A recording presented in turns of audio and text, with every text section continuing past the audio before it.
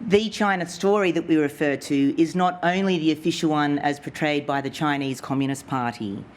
Instead, it comprises the many stories told from diverse perspectives by those dedicated to understanding China through its language, history, culture, politics, economics, society, and most of all, its people.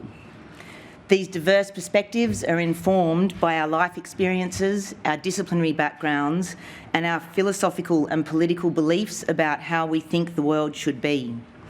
But above all else, they should be informed by our research, conducted with integrity in pursuit of truth and knowledge.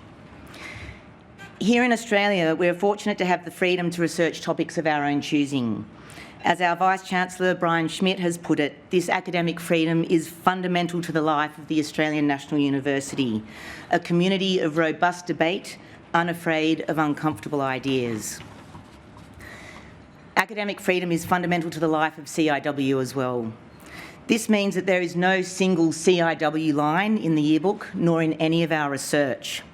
So despite the provocative title of today's event, the 2020 yearbook is not about the China crisis, but it is full of topics that require robust debate, and there is certainly no shortage of uncomfortable ideas. One of those is the clampdown on academic and other freedoms that has occurred during President Xi Jinping's era. As one example, a superb chapter by Pam Wang, who's here today, focuses on how the pandemic heightened gender inequalities in China amid rising domestic violence and divorce rates.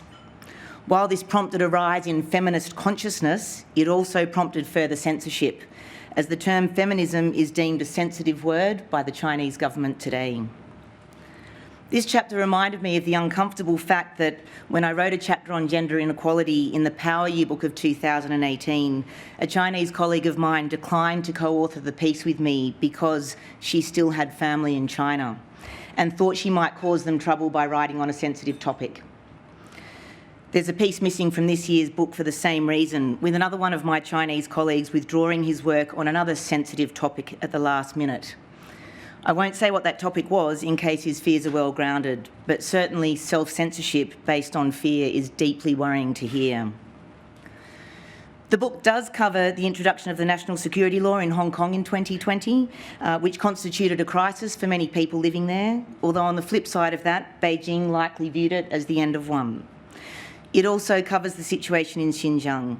And as an aside, just last week I received a scholarly article that debunks much of what you have read in the Western media on this topic, including the figure of 1 million Uyghurs in detention camps, the pervasive use of forced labour, and on calling it genocide. But the authors have sent this anonymously because they fear the reaction here in Australia by those who are committed to the dominant narrative, fact or not. This tells me that threats to academic freedom are not confined only to China. This is really problematic because knowledge is crucial for robust debates. In this case, about whether sanctions, a form of economic coercion, are the best response to the human rights abuses that are occurring in the region, and I'm certainly not denying that they are, what those sanctions are likely to achieve and at whose cost.